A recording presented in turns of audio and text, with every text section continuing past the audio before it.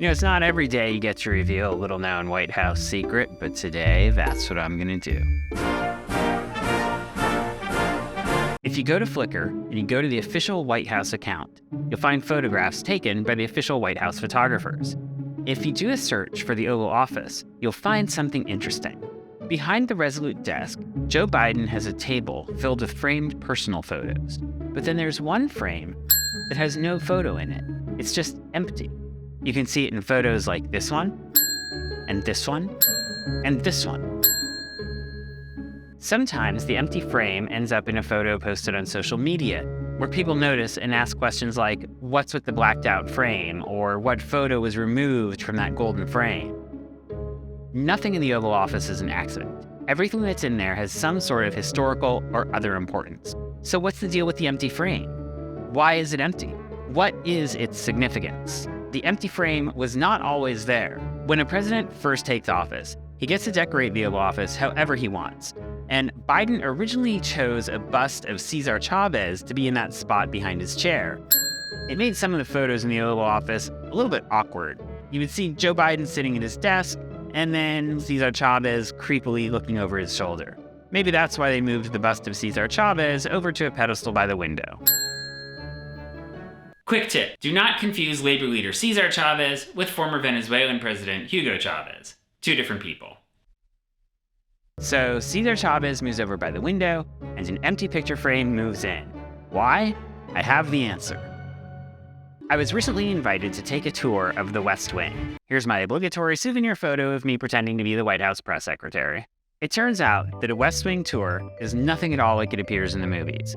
I expected it to be a guided tour, like that scene in the movie Dave. More than 1 million visitors go through the White House every year, making it the most frequently toured home in the country. We're walking, and we're stopping.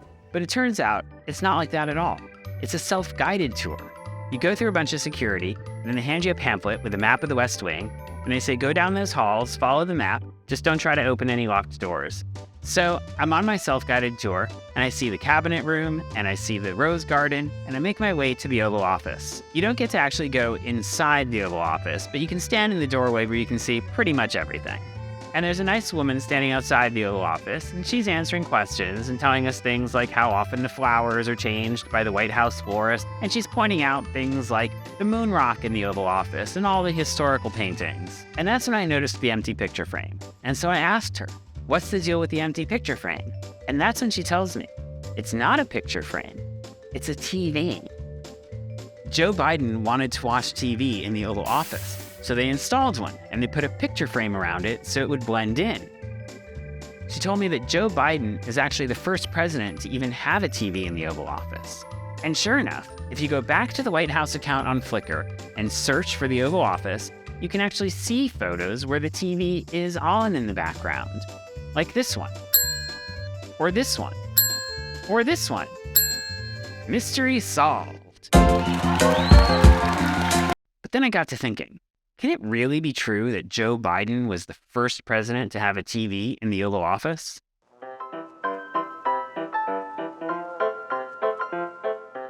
"83 years ago, FDR became the first president to be televised. I hereby dedicate the New York World's Fair of 1939, open to all mankind."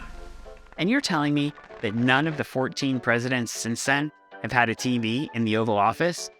Not even Donald Trump, who probably loved watching himself on TV more than anyone? Look on television. Last night on television. Every night on television. You saw it today on television, right? And how would you like to be me watching television? Man loves him some television. That was... So I went in search of the first TV in the Oval Office, and that's when I found this guy, Ernie Hersh, proprietor of Top TV and Appliance in Cleveland, Ohio. Was sent to the White House because Harry Truman, in 1947, who was the president, had a couple of TVs that didn't work. Ernie passed away a couple of years ago, but I found a nice remembrance of him in an actual magazine called Northeast Ohio Boomer. After World War II, Ernie went to a technical school and then got a job in Washington, D.C. at a place that serviced appliances for the White House. The article contains a quote from Ernie about the time he got a call to go to the White House to install a TV. A guy from the Signal Corps greeted me at the door and said, "Follow me." They never checked my toolbox. I could have had a bomb in it. Just kidding. I installed Harry Truman's TV in the Oval Office. So was that the first TV in the Oval Office? Well, I found a Politico article that said that Truman did have the first TV in the Oval Office. So I guess that's confirmed. And I found an archival photo of Truman's Oval Office where you can actually see the TV. The next TV set in the Oval Office that I found belongs to Lyndon Johnson. He actually had a special cabinet made that followed the curves of the Oval Office wall and had room for 3 TV sets so that he could watch the news on all 3 networks at once. See, there used to be 3 major networks on TV. There was NBC, ABC, and CBS, and then in 1969, PBS came. Okay, so at this point, we've thoroughly debunked the idea that Joe Biden had the first TV set in the Oval Office, and we've long ago figured out the answer to what was in the empty picture frame in the Oval Office. So if you've come this far down the rabbit hole with me, let's go a little bit deeper and see what some of the other presidents' TV watching habits were. In 2013, sports journalists from ESPN's show Around the Horn visited Obama's White House. And when they're talking about their visit on their show, they prompted one of their guests to say, "How does the president not have a flat screen in his office?" So I don't know where Obama watched TV. Let's look at someone else. The Reagan Library has a photograph of Ronald Reagan. There's not a television in the photograph, but the caption says that he's watching television in the Oval Office study. That study, a room just off the Oval Office, seems like where a lot of other presidents watch TV too. Donald Trump kept his TV in the study, according to an article that I found in the Daily Mail. While the Oval lacks a TV set, Trump can watch cable news on a screen in his nearby private study. I found another reference to that study in a 1922 article about President Harding.